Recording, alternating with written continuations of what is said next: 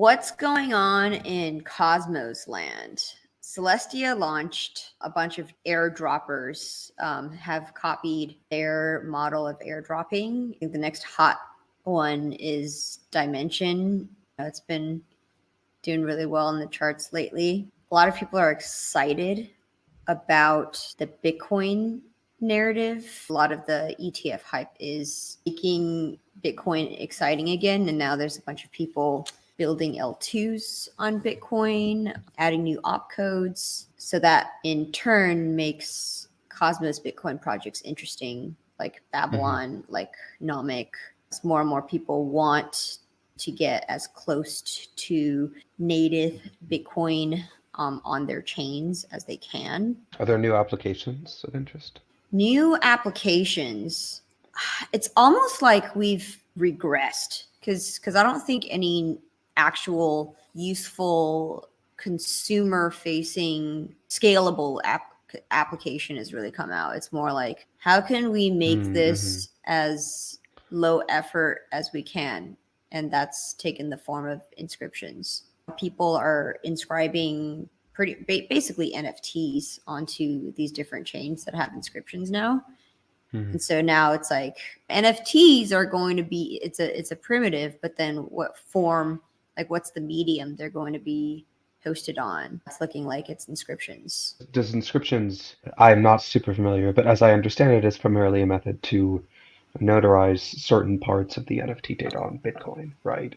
So does that change the user-facing functionality at all, or is it mostly just like there's a Bitcoin association now? Inscriptions has expanded beyond Bitcoin. I would say that the ones that are on Bitcoin are more valuable because it's on the Bitcoin blockchain. Compare it to the Cosmos Hub or Solana, where transactions are fast, block space is relatively cheap. It doesn't really necessarily have those properties. But that being said, it makes it very affordable to deploy your inscription on the Cosmos Hub as opposed to Bitcoin and have users mint them. But, on the Cosmos Hub, the inscriptions are appending memos to specific blocks. Yeah. It's like really expensive data storage. Expensive for the validators, and which is why it's interesting for the deployers, because for them, there's no storage costs. Right. I mean, to some extent, this seems to me like it's mostly exploiting like somewhat under-designed crypto-economic pricing systems, right? Like there's no storage rent because no one's figured out a way to make the UX of storage rent work. But yeah, ultimately it means that these systems are very sustainable. And it's especially bad in Ethereum. I also think that it's just not like there's no reward for validators actually storing, for example, memo data. So you really shouldn't expect them to do it. And then you really shouldn't expect to be able to retrieve it. And then like it seems like there's a bit of a catch-22 in this reasoning. Like, what are you paying for exactly? Like you brought up a very good point, right? Which is this ephemeral, non-guaranteed nature of inscriptions completely. It's like the same problem in Bitcoin as well. The inscriptions can be completely pruned away. Miners can decide not to propagate them. And that's the reasoning for why people on Bitcoin like stamps over BRC20s, because BRC20s have the property that you're saying, whereas stamps cannot be. Yeah, I don't know the technical details about how the two are different, but that's that's what I've inferred. In Cosmos, definitely, it's so freaking frothy.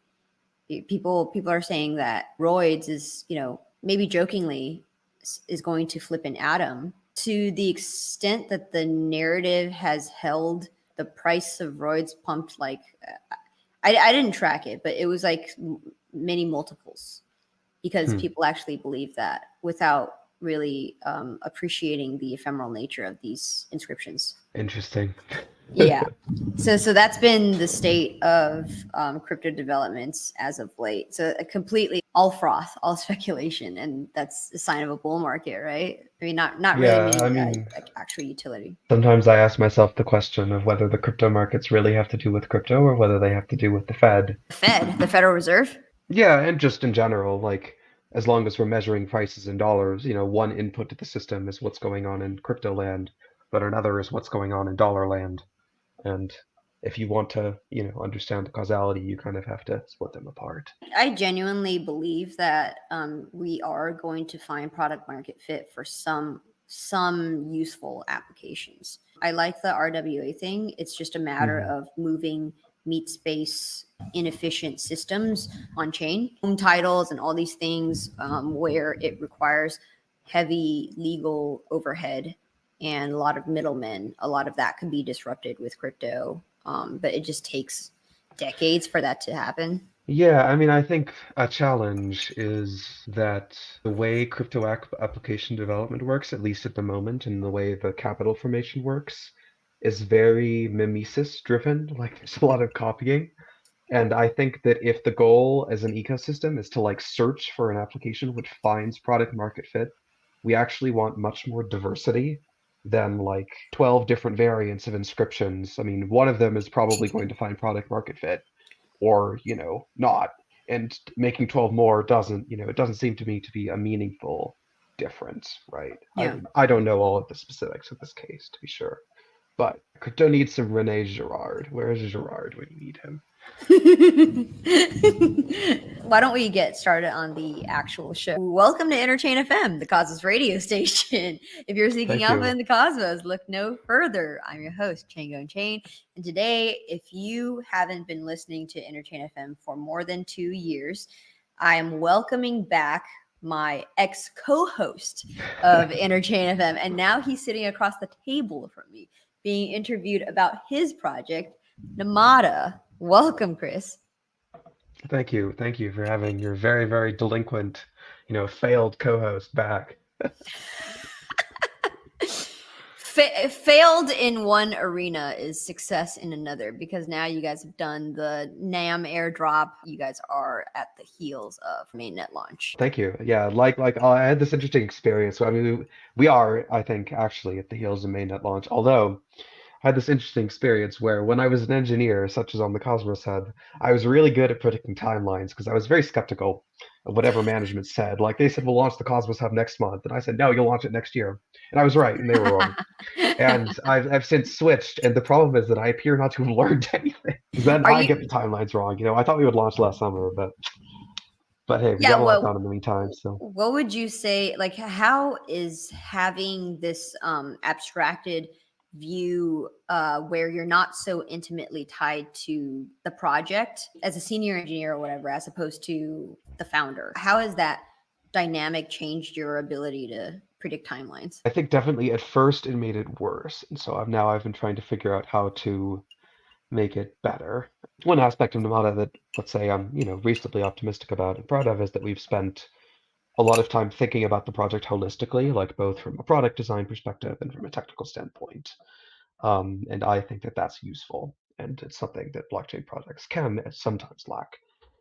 So, I've been spending some of my time doing that as opposed to just writing lines of code. Speaking very candidly, when I started working in the Cosmos ecosystem, I didn't really experience functional organizations. And so trying to build a functional organization has been more of a pattern of trial and error than I would have liked. I would kind of like to just copy something. Like I didn't really intend to get into organizational design. I was more into, I don't know, abstract philosophical nonsense, technical architecture questions. But mostly I've discovered that like the real problem is organizational design, because it's the organization that actually builds the project, right? So, functional organizations are pretty rare. Oh, absolutely.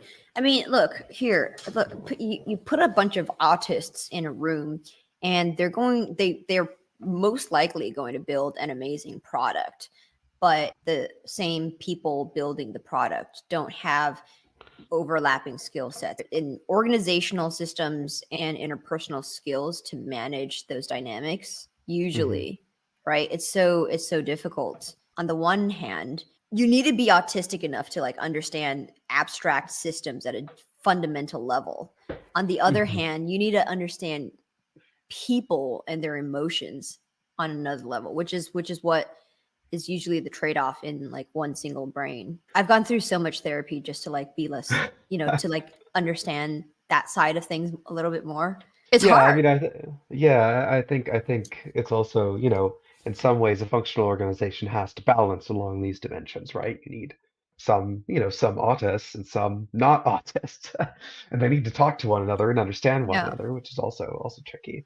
But I Yeah. think another thing that has changed is that early on, for example, in the days of Cosmos, I think there was just a lot of glue by virtue of the project being early and the people being quite ideologically driven. I think we've all become more jaded, at least I've become a little bit more jaded. Like the people in the industry at large are a little bit less. And some of this is probably good. Like there was, at the time, certainly I had some naivete. But some of it I think also makes it like a lot of coordination just depends on goodwill and like wanting to do something worthwhile together. And there is, no structure can really create that. The most you can do is help guide it in useful ways. And not to say that I think that we don't have that. I think that we do, but I think that the attitudes have changed over time. Namada is this interesting case of a product that I feel like is so obvious that I can't believe the crypto space hasn't invented it already. Zcash has been around for a long time. The cryptography has been around not for a long time, but like in crypto time for a long time, right? For almost a decade since the papers that the first version of Zcash was based on came out. Yeah, really, really a decade. In my mind. I mean, I think Namada's product of trying to build private payments on the blockchain is just not, say rocket science. Like it seems like the most obvious use case, and it's a use case blockchains are good at payments. People want to do payments, like they want to buy things, they want to pay each other, they want the payments to be cheap and fast. We have, Tendermint or Comet now. Comet does that, and they want them to be private, and we've had the cryptography to do that. So like, what gives?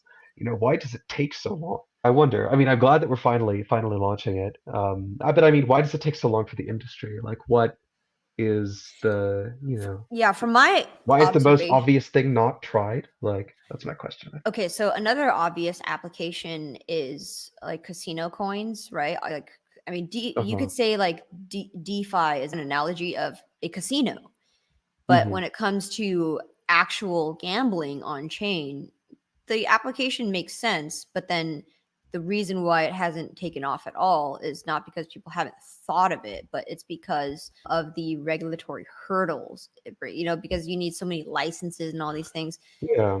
What I've noticed with privacy tech overall, it's been completely vilified by the powers that be because it is precisely the thing that sovereign individuals need, but not what the people in power want, because it precisely protects us from them, from financial surveillance, which is right. So they want total surveillance, and then they're going to use terrorism and money laundering as ostensibly use those excuses to prevent us from establishing that technology. The bottlenecks are exchanges, right? Because so much of crypto is dependent on Mm.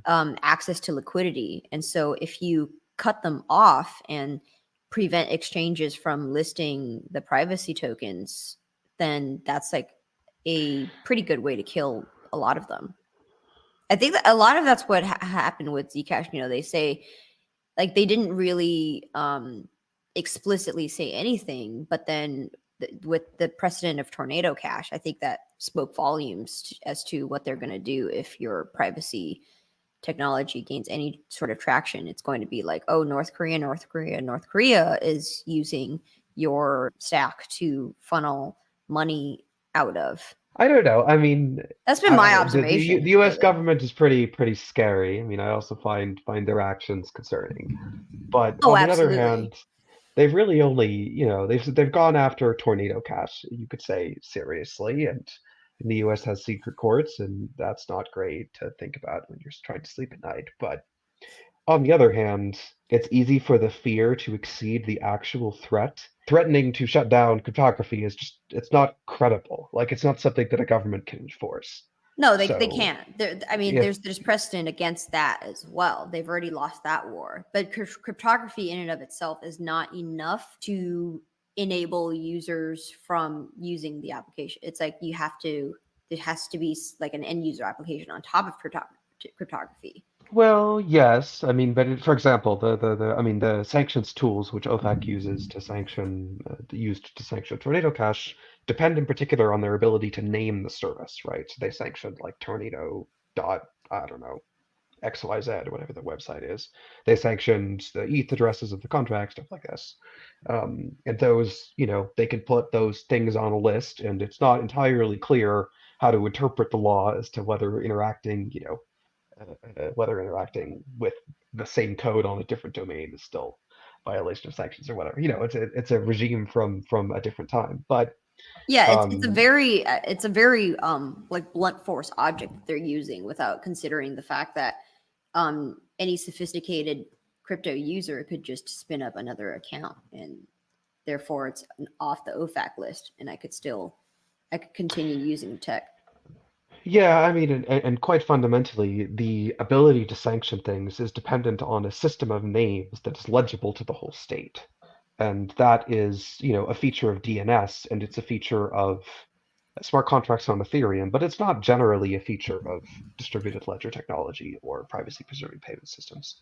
So, it's not, if think people are, I don't know, doing something privately with each other and there is no single name to refer to this service, then like, what do you sanction?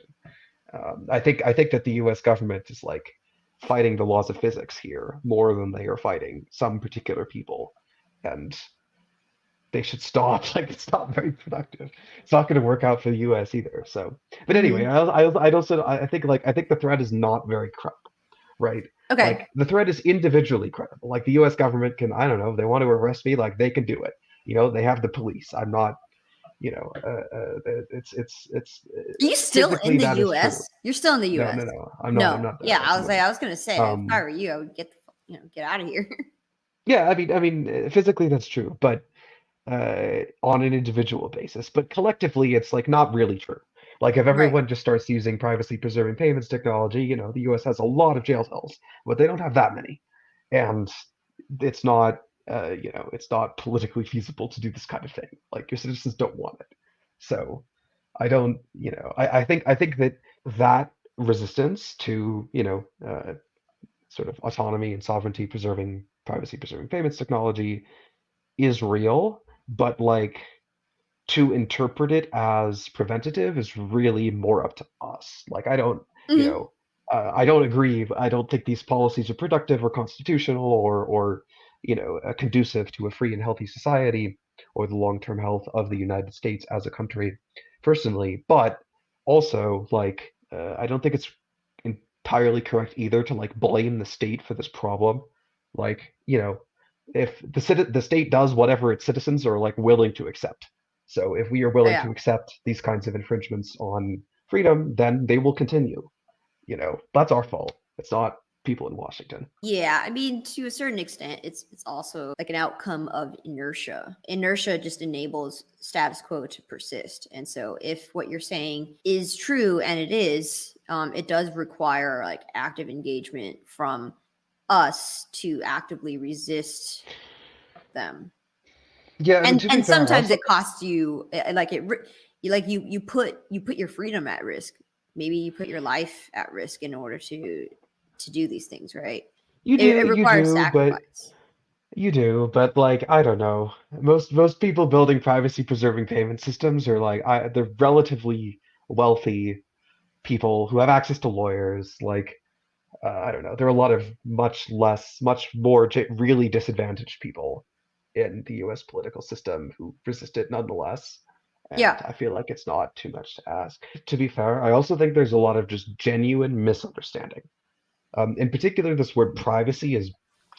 I am trying to make the word privacy unpopular. I think privacy is a bad word.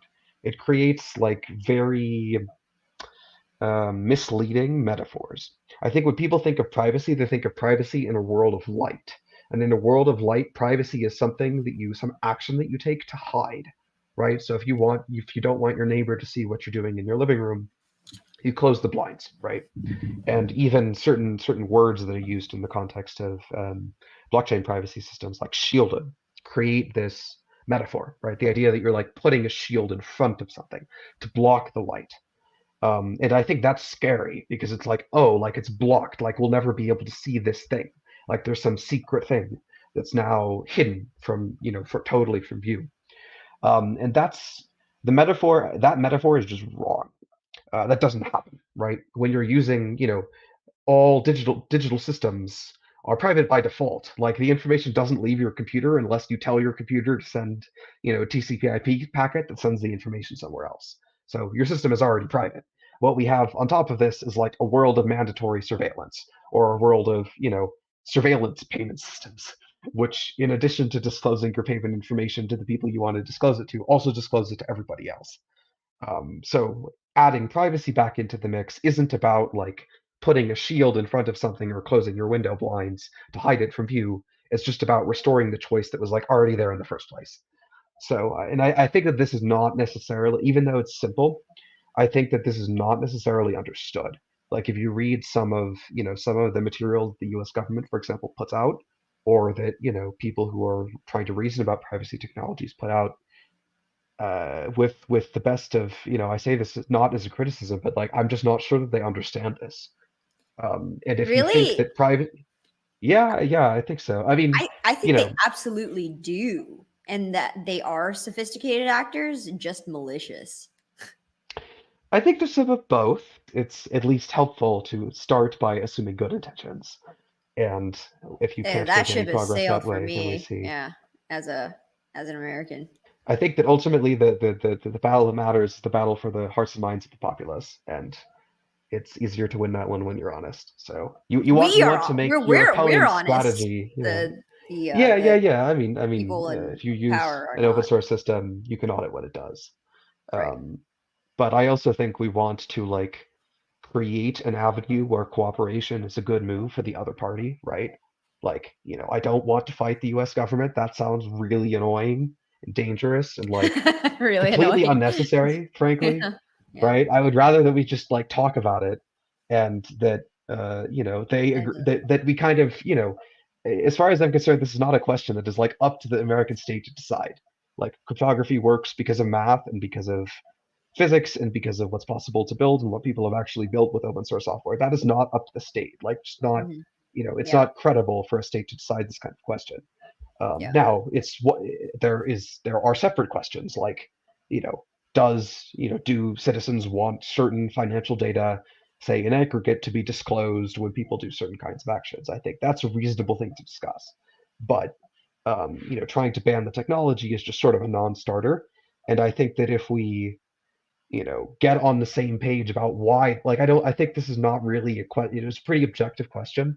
Like, it's not in someone's interest to try and ban technology that they won't succeed in banning. Like, they're not going to accomplish the goals. So I think it would be, profitable to discuss like what the people running the state are actually worried about, because I'm sure they're worried about some things which are real, and figure out, ways that they can interface with the technology and understand it better that help them deal Yeah. with that. Yeah. I imagine that their goal is like just control, like power and control, right? Maintain control. And this is how we're going to do it. And the way that they are approaching it is much more nuanced than just an outright ban, because they know that the arguments against it are exactly what you said.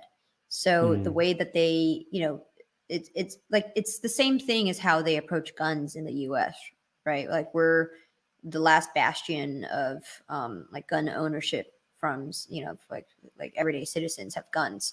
But then the way that they basically censor gun ownership is not by an outright ban, but it's by preventing people from buying ammo. If you tried buying them in the last 2 years, they're just completely out of stock.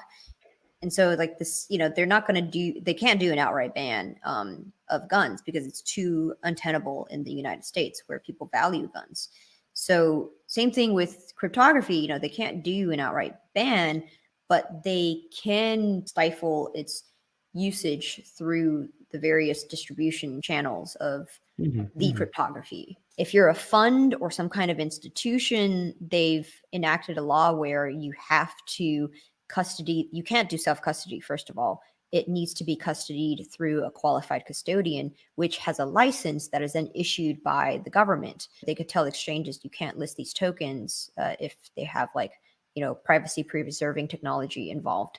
So like those are the types of choke points that's equivalent to preventing people from buying the ammo, even though the technology still exists and they can't stop it from existing. there probably will be tactics employed like that. Although I don't know to what extent I would attribute it to like the federal government versus just the banking guild. Sometimes it's difficult to Aren't they separate them, synonymous? I mean, right? it's like there's a huge overlap. Big pharma, big banking, and big government. At some point, the key question is like instead of, purely focusing on the digital realm, right? How do we achieve more physical self-sufficiency and Yeah, that part's hard. um, autonomy? It's crypto at the moment operates in this very abstract sphere without much ability to like sustain itself internally physically, and that leaves it quite dependent, right, on this existing system in a way that I think both precludes real autonomy and even precludes negotiation because the negotiation position is not very credible when everyone wants to change their crypto to dollars to like buy food and pay for rent. And as Yeah. long as that's true, then it's like we're going to lose. At some point, the zeitgeist will shift to one in which a lot of the value remains on chain when more and more people start accepting crypto. But I don't think that's going to happen really for at least another Mm, 10 years at least. Like, I'm boots on the ground. I went to a jewelry convention and mhm, tried to ask every jeweler I was able to engage, and only one of them said yes. And it was like trying to feed food to a wild deer. It was like, oh, maybe. And then at the end it was like it just didn't even work out. mhm, People, mhm, they mhm. they won't accept crypto. So we're not there yet. But if one Bitcoin goes to freaking six figures, they're going to, then all these people that's when they come and call me or you and ask, that's when like your mom or your grandma goes like, hey, so that Bitcoin, huh? And then now they want it. These days, pretty reliable that the US government will continue to print more money. So Uh-huh. I suppose that that's a point strategically uh, in favor of alternatives. Oh man. We have diverged. I think anytime I talk to you, Chris, it tends to go into the It's okay. philosophical I mean, I very like quick, this. very It doesn't have to be just like people can find. I could pitch Namada, but people can also read the website. completely true. What's going on with Namada in terms of important milestones and what you're looking forward to? So at the moment, Namada is conducting what we call the Shielded Expedition, which is a sort of multiplayer, massive online role-playing incentivized testnet. I think that's the word that we used in the blog post, which What? Sorry, is sorry. There's a game, or there is a game. Yes, it's in fact, a model to some extent off the original game of Stakes. But we've kind of updated it for Namada, so there are now lots of tasks involving shielded payment related actions, and there's wait, is even an this for an automated incentivized dashboard. testnet, or is It's it an live at the actual moment. game?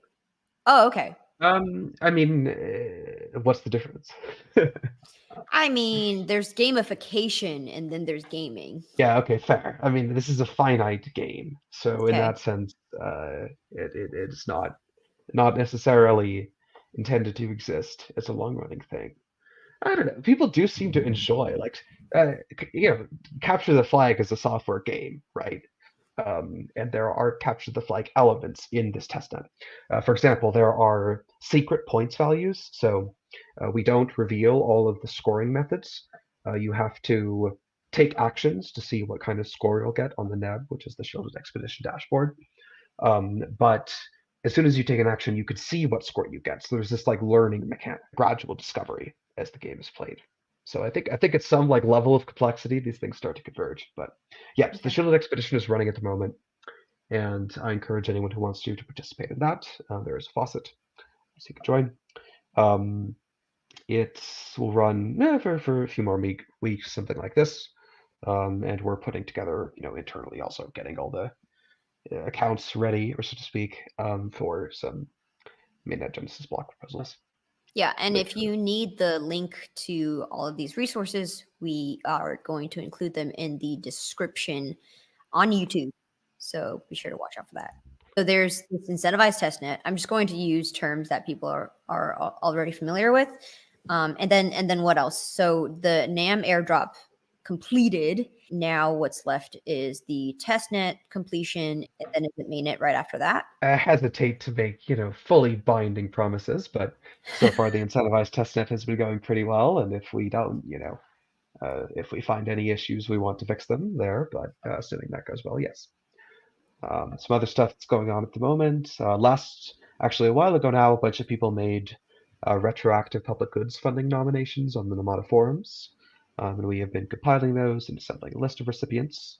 So thank you to everyone who did that. And the Genesis block will actually include pretty large allocations to a bunch of our PGF recipients.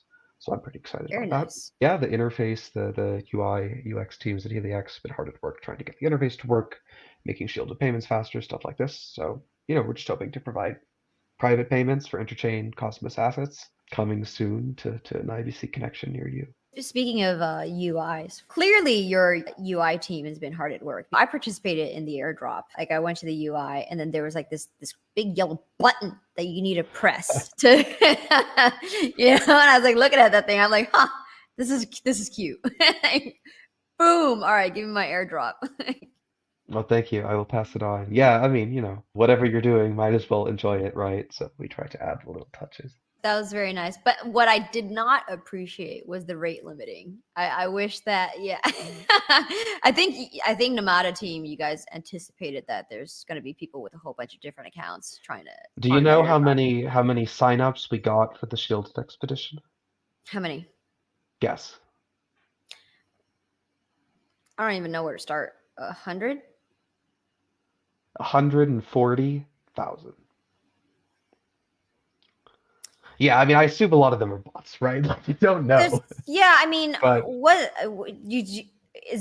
there any communication that said that if you participate in here, you're going to get, X amount of NAM airdrop or whatever?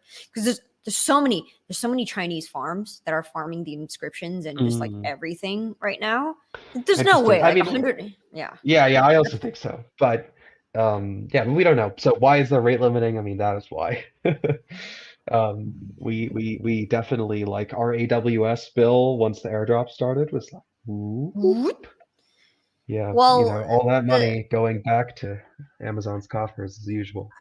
I would have imagined that the implicit rate limiting happened during the prerequisites needed to qualify for an airdrop, right? That was our theory, right? And that's the rate limiting of the actual received amounts. But a lot of people just, I don't know, set up scripts to like load the page. Like we have to do something.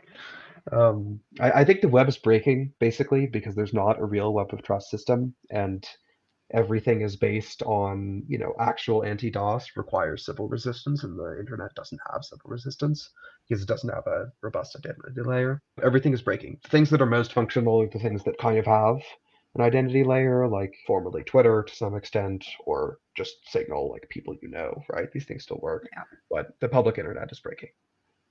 And I think that's mostly to be expected. I think it will just continue going in that direction until there's it's dead internet theory at work right now. Dead internet, where actually it's like a minority of real people who are online, and then the vast majority of the discourse is done between bots and other bots. Can you imagine now with AI generated images how much of those bots are backed by like this AI? Yeah, I mean, this is exactly why the US government should be like very in favor of cryptography. Like they should be writing the grant checks. Like, what do they think is going to happen to their society, without this? I actually think, I mean, it's like clown world. It's the opposite world here because, people in power benefit from the bots creating like fake discourse to like push a certain narrative that they want to push. I mean, in the short term they do, but also, I mean, a lot of people in power are 80. Do they really understand what's going on? I don't know. I think it's like, I think it is difficult to understand what a system looks like from a different perspective, especially in like a hierarchy. Like the US government's a hierarchy, right? And if you are, at the top of the hierarchy, I mean, one, you're not dealing with the internet, like you're dealing with people, right? Like all of your information is filtered to you through many, many layers. So you're not getting this, like sometimes you'll see smart leaders, smart people at the top of a hierarchy will realize this, and they will like go incognito and ride the subway system or whatever, just to sanity check the information that they're getting. But a lot of people don't do that, and so I think a lot of the time they're just acting on information which is wrong, and it may be wrong for motivated reasons. Like someone in the middle has a political agenda that they want to further. Certainly, the current gerontocracy facilitates this, but it's still like it's not I mean, whether or not you agree with their decisions, I think that's like not really. That's like the second order problem, and the first order problem is that the actual social organism isn't working anymore. Mhm. So, and the internet has dead internet theory, right? Has this precise character, right? Like you can't get trustworthy information anymore. So, without like direct personal connections or just being there in person, right? Like the physical world still works. So, um, yeah, I expect more of that, and I think that like, I mean, cryptography is resistant to whatever nonsense open AI is going to put out next because it's built on complexity theory and not like wishy-washy passport classification systems. So um, I think that a lot of people, including those people in power, should rationally want this if they want stability, right? Like the thing that you're typically trying to do, even if you just want to control the system, you want it to be stable, right? And I don't think stability is achievable without robust identity. So. See, yeah, that's the assumption that I think is actually a mistake, because I don't think that they want stability. I think that they want chaos and destabilization. I mean, if we're going to talk about actual motives of these Mm, people, just think about how far abstracted away they are from the average citizen who is, trying to make a living off of like 50K a year. And you're all about power and control. Meanwhile, you're using social media to propagate a dead internet where it's like mostly bots giving conflicting information, and most of the people don't really have the mental framework to parse this information and critically evaluate it mm-hmm, and make the right conclusions. Then you're going to create a population of like highly chaotic, destabilized, mentally unstable, dependent on SSRIs people. I think that's where we're headed, right? And I was experimenting with like those AI sex bots just mm-hmm, now.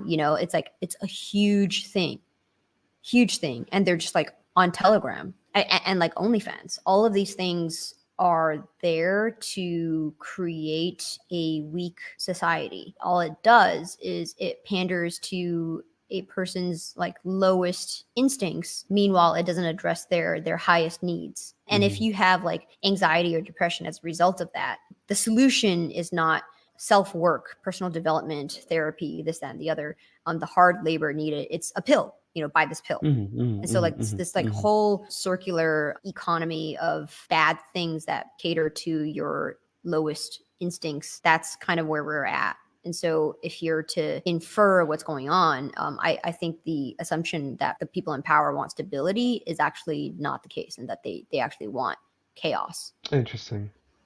Well, I have not analyzed, specific motives very much. I worry more sometimes about the inertia of the system more than the actions of any one individual. Like, even if the people in power, if let's say like a small group of the people in power wanted to stabilize the system, I'm not sure that they could. I think they might be like selected out of it Oh yeah. because Oh, just like absolutely. the intermediating Yeah. layers are so dysfunctional that it Yeah. doesn't matter. Like it's like if you're, think of it like a car. Like if you're driving a car and you have direct control over the steering wheel, then you can control the car. But if you're driving the car and you're controlling like buttons which drive a steering wheel, which drives another steering wheel, and some of these steering wheels are like trying to screw with your perception of reality, you're not going to be able to control the car. Like Yeah. it And doesn't it's matter what your uphill. intentions are, Yeah. like Like, they could be and the best intentions in the world. they Yeah. feed you acid, and you're trying to Right, do it right, right. It's uphill. like, You're your control Sisyphus. system is broken. Like there's Yeah. nothing, yeah. So I think that that is I mean, right, dead internet again is a manifestation of this, and I think that reduction in trust, increase in noise, increase in sort of political memes dominating the kind of even conscious analysis people use to interpret events in the real world, Right. is all kind of different manifestations of this. So. So, because of all of these problems in the world, in comes Namada, and here's how Namada is going to solve it. Yeah, well, you thought I wasn't going to pitch Namada, but actually, I just spent 15 minutes pitching Namada because the solution to most of this is privacy.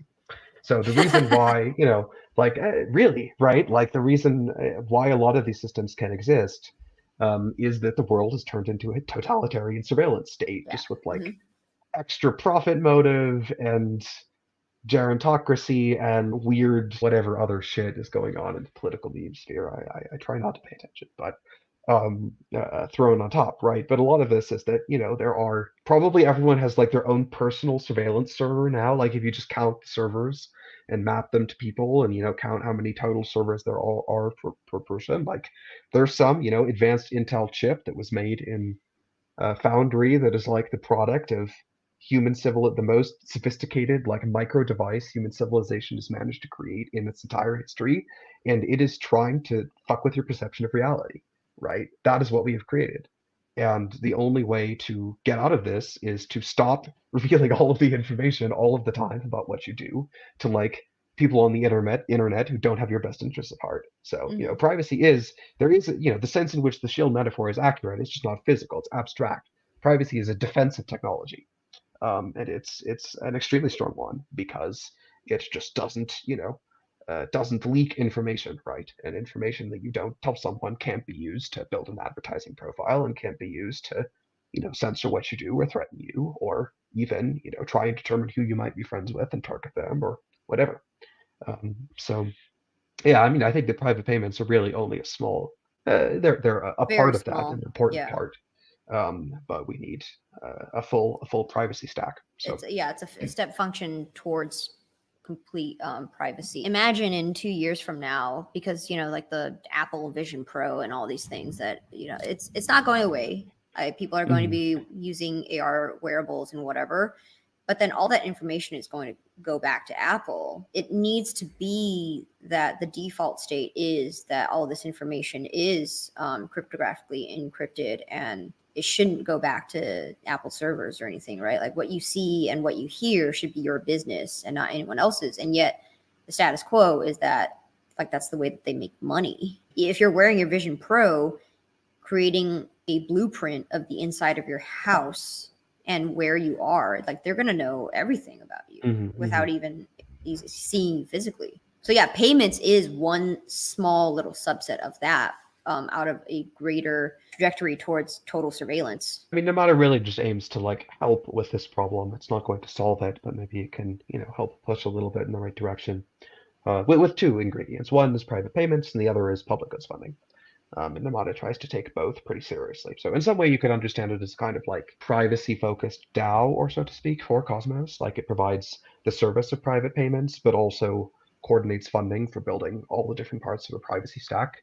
Many of which don't necessarily have revenue models. Like recently, what was it? There was this frankly nice private email and document service Skiff, which unfortunately recently just got bought by Notion or whatever it is, and is going to be shut down. And it's like, do you think SaaS models are going to give you, a privacy preserving organizational stack? Boy, I got news. So we better start funding more. I mean, even like crypto is embarrassingly dependent on Web2 surveillance facilitating infrastructure. Like all, like most rollups are dependent on Web2 surveillance infrastructure. It's not, and Cosmos chains are also quite guilty of this, right? Like, where is the decentralized RPC system? Nobody has one. Where is the privacy preserving balance query system? I don't even know if anyone's working on one. Like, I think I was talking to Dave recently, so maybe Osmosis is now. Shout out to them. Where is like we're not taking this very seriously. Like airdrops and more data availability and more like DeFi chains are not even in the right direction to solve these problems. To be fair, look, and this is where I need to credit proof of work systems for being the counterexample of that. So just shout out to Bitcoin and Handshake. Nowadays, like when I talk to people, they're they can't even conceive of a world where you're not relying on some RPC server. They don't even know what an SPV is on a proof of work chain. It's more lightweight than I mean, I do think trustless. there's a very constructive aspect of, say, Bitcoin culture to kind of be really skeptical of infrastructure. And I think that has not necessarily been preserved enough, right? Like at all outside of the Bitcoin and Bitcoin related ecosystem. I think it's still there. I mean, cryptographers are still like really paranoid. It's their job description. But it definitely has like the mainstream infusion, the eternal September of the crypto industry, has mostly resulted in not the loss of all of these values. I mean, there are some values that are being sort of preserved, like, some forms of decentralization as a value are being sort of preserved, but just general skepticism towards infrastructure, I think, is like mostly gone. And I think that's unfortunate. I mean, I think it will be rectified just by the forces of infrastructure breaking when you trust it when you shouldn't. Yeah, it's one of So those things eventually, where it's like it's going to be a lesson learned the hard way. Just like how when people were shouting from the rooftops like don't put all your money in FTX or whatever, it's one of those things right. where it's learned the hard way. No amount of someone screaming at their soapbox warning you is going to, if you're not going to learn yourself, then it's going to be learned the hard way. Yeah, I mean, frankly, an unfortunate, at least partial consequence of crypto as an industry being very decentralized is that it doesn't coordinate well enough to like kick people out. And so, for example, FTX managed to, you know, paint themselves as a crypto company, which they aren't, right? Both to, say the American populace and American regulators. And when FTX, which is frankly boring and typical scam, like nothing is new here, blows up inevitably, then crypto gets tarnished, which is, I mean, in some sense, it's not fair, but it kind It's of like not doesn't fair. matter. Like, yeah, but there's no point in complaining about it. I mean, Yeah, it's a failure of crypto to self-regulate, frankly. I mean, a sure. lot of Yeah. people just accepted FTX and just accepted Terra, and they knew better, and like we paid. I mean, that's life.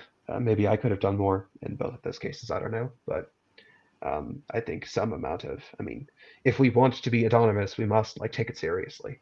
No one Hmm. else is going to regulate Yeah, that's for fair. us. Doesn't that say something about the people actually who are regulating things or like supposed to? It does, but I mean, I don't know. The American regulators, for example, to me, they just appear extremely reactive. Most of them, like Congress. There are some specific people who like want to ban encryption because they're spy masters, but a lot of it is just like, oh, like American consumers don't like crypto because they put their money in FTX and they didn't get it back, and now like I need to look good, so I will ban crypto. Like this has nothing to do with this is optics. Mm, okay. A lot of it is just I'm not saying that all of it is, but I'm saying that like at least the optics problems are like we have some leverage in fixing them, right? If someone is malevolent, they're malevolent. Like we're not going to change that. And if it comes to whatever kinds of disputes in the courts or just in the terrain of civil society, it does. But I think we could start with like trying to do a better job at communicating to the public. I'm going to close off with last question. Last two questions. Namada, how is it distinct from Zcash? Because from the outside, the UX looks exactly like Zcash. You get a shielded Mm-mm-mm. address and a non-shielded address. How is it distinct from Penumbra, other than having a DEX?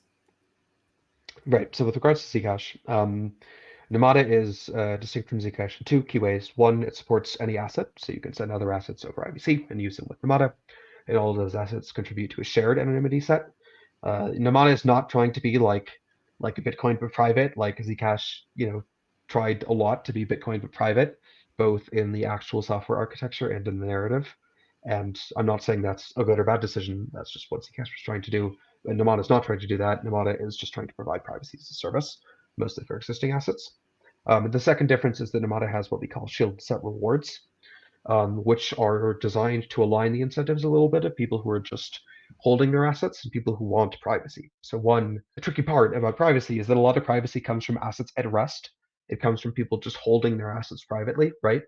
And if people don't care about privacy, individually for some specific transaction, they might not have a reason to do that. But if they hold their assets privately, they are providing like privacy benefits to other users. So Namada has this shielded set reward system, which kind of recirculates some of those benefits that are being provided to other users back to the people who are holding assets in the shield set. So that's quite different than Zcash. With regards to Penumbra, I think mostly they have different product focuses. The multi-asset shielded pools on Namada and Penumbra are similar. They're not the same, but like from a user's perspective, they probably provide similar functionality. Penumbra has a DEX, Namada does not, and Namada has this shielded set reward system, and Penumbra does not. And then Namada is kind of focused on public goods funding of privacy-related stuff, and I think Penumbra is, as far as I know, not focused on that. I think it can be easy to see similar feature sets as potentially competitive. And in the limit case, maybe that's true, but at the moment, I just think there's not enough privacy. I Like agree. when there are tons of shielded pools, then maybe I will be worried about competition between them. But at the moment, I would be thrilled if like more Cosmos chains just copied our code and installed a shielded pool. I think that would be great. Please do it. We will help you. If they did do that, what would it take? Would it be? Did you build a module for them to upgrade to, or So we have I mean, the multi-asset shielded pool is written in Rust, so it's not Go, but you could build what shims for the Cosmos Cosmosm if system. it's in Rust? Yeah, yeah. I mean, I You'd be don't able to think that it's adapt it with that it. difficult. You know, someone needs a senior engineer or something. 3 months, doable. From a user flow perspective, if I were to use Namada for shielding, whatever I want to shield, how would that work? For example, pretend I take USDC Hmm. from Ethereum, You just send send it it over to. IBC to Namada, and then you can actually in the IBC packet you could specify a shielded address as the receiver, so you don't really Okay, need to and do more so than so that. like all the transactions and value gets obfuscated inside of like a pool, or is not is just Yeah, that's right. I mean, so when you send an IBC packet, the IBC packet itself is still public, but once you can have the assets automatically shielded on Namada when they arrive, and then subsequently you can send them privately. so let's say if I want to get it out from Namada to an exchange like Coinbase, how would we be able to do that? Is it even possible without Coinbase directly integrating Namada shielded sets? Yeah, yeah, sure. I mean, you could, depending on the asset, for example, if you send, let's say Atom from the Cosmos Hub to Namada, you can use them on Namada for a while.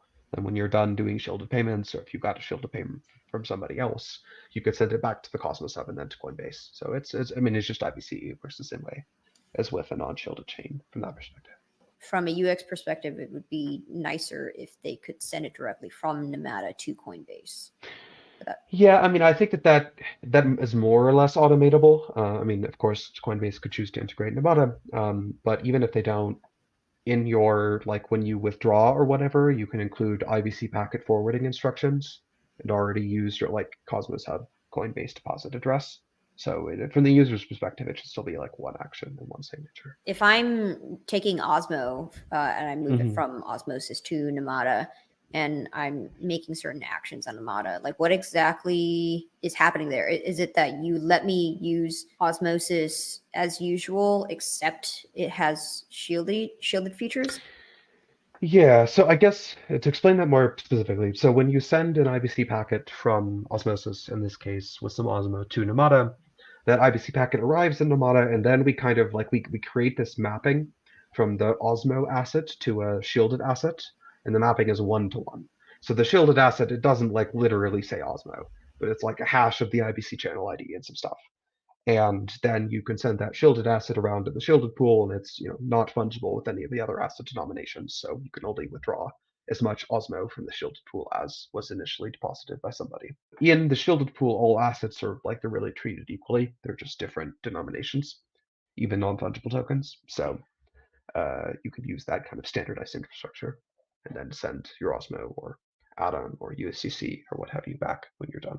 It sounds like it's privacy for the sake of privacy. You know what I mean? Like, because then you lose that privacy once you get out of Namada and get onto Osmosis. You get back onto Osmosis. So it's not like.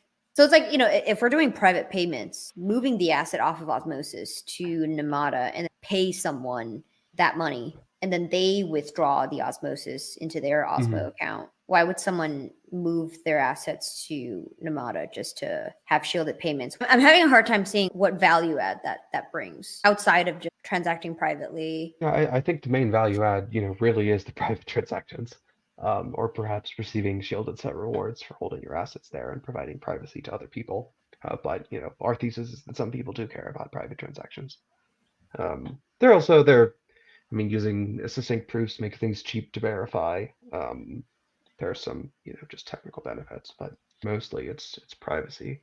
Now you don't have to like this IBC cycle. You don't have to do this every time. You can send like let's say I want to make my, hot wallet use Namada or whatever. I send some balance each month to my from wherever else I might keep my funds. I don't know, Noble or Cosmos Hub to Namada, and then I do all my payments privately, and then periodically I top it up or withdraw something like this. Just like people might use an app like Venmo with their bank account already. Venmo, of course, being the antithesis of privacy, but Oh It yeah. actually could be a similar user experience, just without telling all of your friends how much you paid for that. I don't know, political book or whatever controversial purchase. That depends on having like a robust marketplace. Well, actually, no, that's not true. Because if it's like No, I been, mean I'm not sure that it's and you can as a user you can say that like you want to receive funds on another chain, and someone could still pay you from Namada just using like some IBC packet forwarding abstraction, and vice versa. Like I could have Atom, and someone wants to receive funds on Namada. A lot of this kind of interchain, at least the simple interchain transfer routes, could be automated. this is one of those things where you need to have a like mass market adoption already in order for people to be transacting amongst themselves or like goods and services in these currencies. Yep, Which I think that's true. Yeah, But I also think that mass market adoption of a payment system is only possible if you have privacy. So I think people are like the chicken or the egg. sometimes overly pessimistic that blockchains haven't hit mass adoption for payments. And I think, one major reason for that is that they don't have privacy. Like, no businesses are going to use the system. They don't have privacy, yet they're too expensive. Like, who wants to pay $20 for a payment on Ethereum? Like, that's Definitely, crazy. No one wants yeah, to do that. definitely agree that the So, too expensive part is true. But privacy, I mean, in general, I like based on all the normies that I've talked to, they can give a less of a crap about privacy, other well, than that's people because, who but prefer that's because cash. it's provided by default in most of the systems which they use anyways, right? Like, at least privacy to most people. Your No, bank only account doesn't provide. cash. No, even, I Only mean, your bank cash. account doesn't provide privacy to like the government and the bank, but it provides privacy to everyone else in the world for the most part. I think the people, yes, are like maybe not conscious of it, but I also think that they already have it. Like the legacy financial system, it doesn't provide like the kind of privacy I think we need, but it provides more privacy than blockchains do. I haven't gotten that from a lot of people. Like that isn't like top of mind. Or most of the it's more of like if it's a property of the payment rail by default, then it's like okay, that's nice, that's great. There's Agree. I like mean, definitely a subset of cypherpunks who like are really anti-surveillance, who really care about it deeply, and then there's everyone else. yeah, I mean, I do think that like payments is an extremely competitive market, and a lot of what matters is just distribution. And most blockchain projects don't really take distribution that seriously. Like if you look at what Stripe does and did, just operationally to achieve distribution, it's orders of magnitude more than like what most blockchain projects do or spend money on. That's a function of the industry as a whole being so new. A lot of people who've been here for like 2 or 3 years think that we're still early. I don't think that's true at all. We're still in the infrastructure phase. We haven't even like converged on standardized protocols where everyone can build on top of one another. It's still this like daisy chain of Rube Goldberg machine. Yeah, I think the protocol innovation is good, but I agree that it's unlikely, convergence is necessary before sort of wide scale adoption is feasible. We are making step function improvements towards that goal. It's just very incrementally. Yeah, I mean, I think a lot of it is just that the crypto industry made a lot of like US dollar money early on, and that gave the impression of the technology being more mature than it actually was. Yeah. And capital just has like incredibly steep declining marginal returns, and putting another $1 billion in a blockchain foundation just doesn't it doesn't advance cryptography or distributed systems research that much unless it's directed by someone really, really competent. That's the exception, not the rule. That's why I am anticipating that we are at the heels of a blockchain bubble burst, the same way that there's like a Y2K bubble burst with like tech stocks, remember?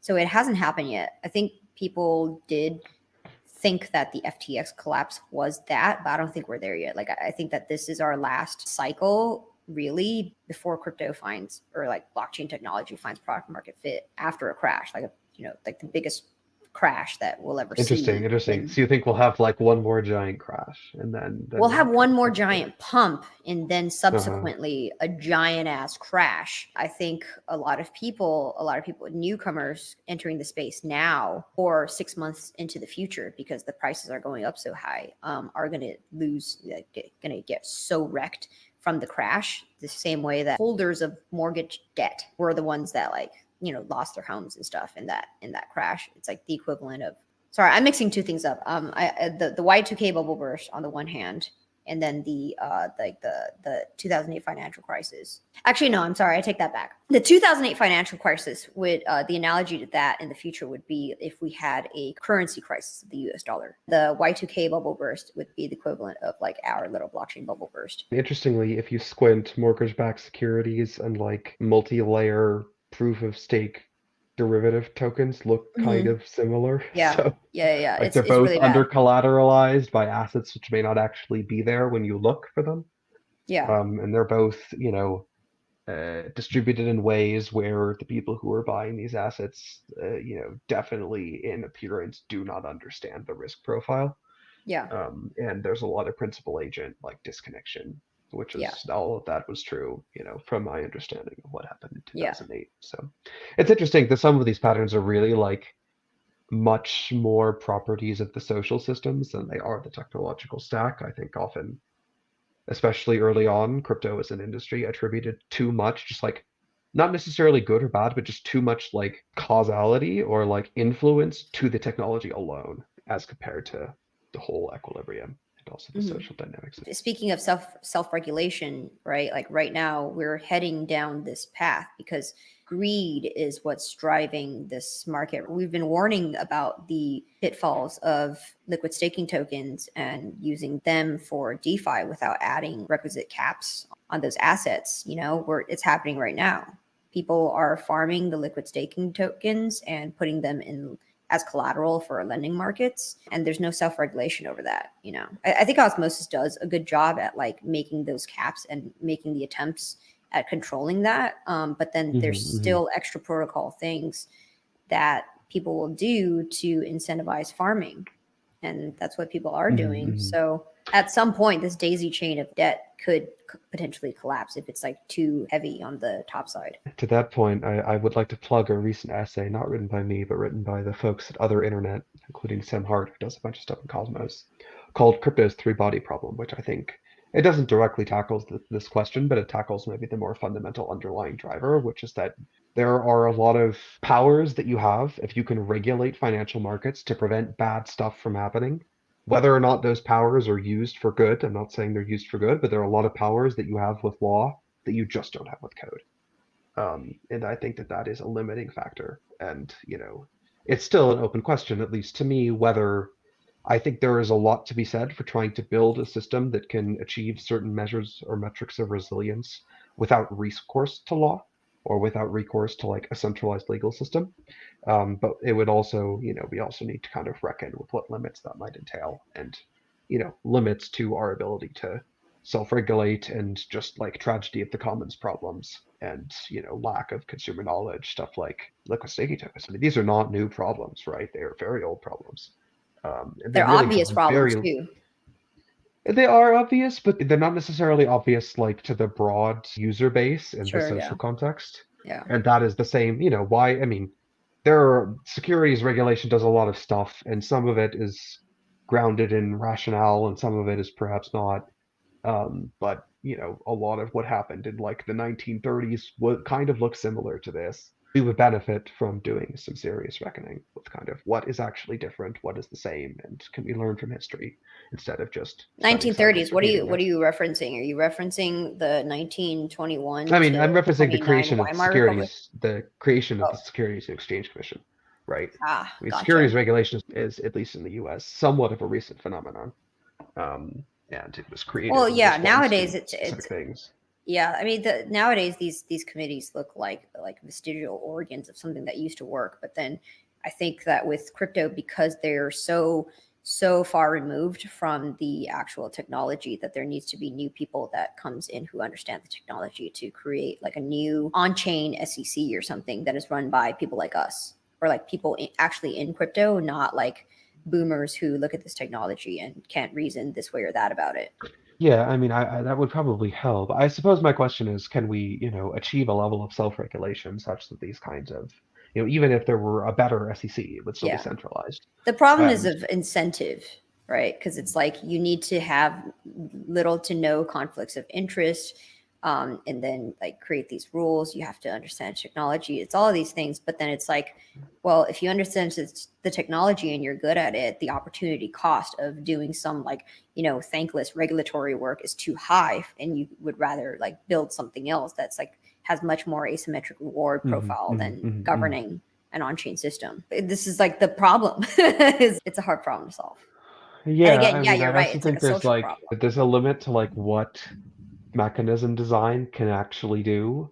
And if you Yeah. live in a world of purely self-interested agents, some It's contracts help, and then you need a sovereign to enforce them or something, but it's like there's kind of a limit to what you can do in this scenario. there's too many chaotic elements that like in protocol system that can control. And in protocol meaning like the governance around an on-chain system. It doesn't even need to be on-chain, it's just like the game theory around it. For example, some companies do, I'm not going to say good, but like do some amount of self-regulation, and it ends up playing well in the marketplace. Like, for example, But Apple again, the does. self-regulation is an outcome of them wanting to maintain good optics and like goodwill through social responsibility. It's still like an element of self-interest.